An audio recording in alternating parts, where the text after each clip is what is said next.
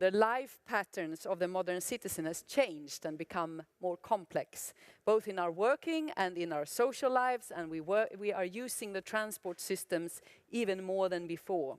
And in 2050, we're expected to be 9 billion people on this planet. 2.7 billion additional people living in the cities that we already have today, all with the need to move around.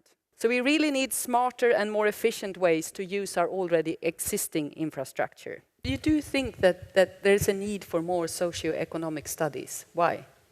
Because what we have seen also in our expertise is that sometimes some projects are launched only for political reasons. Sometimes people, a mayor, for example, wants to create this link or this pool because he thinks it will be good for him to be re-elected, but he didn't look at it the way that, is it useful for the citizens that I am in charge of? Is it useful for the city, for the economics?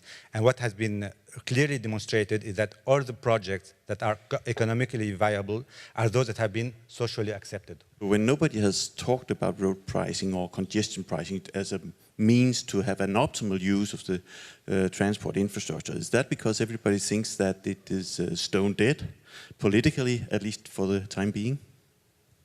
Yeah, is that the reason? Is it stone dead? No, I think it's exactly the opposite. I think, at least from my perspective, it's alive and well. We see it more and more in parking, where we're adjusting parking to ensure a certain performance level and to make sure that you've got a parking space available, and it may be at a higher rate. And we in fact, in some cities in the United States, will price different sides of the street differently.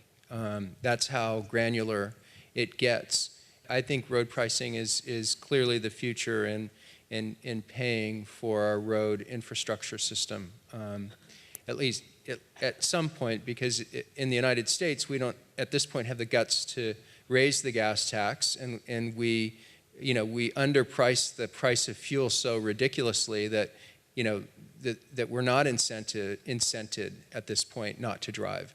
But that's a short-term problem. I think in the long term, we've got to come up with a different solution. There is so much more that we can do with technology as well.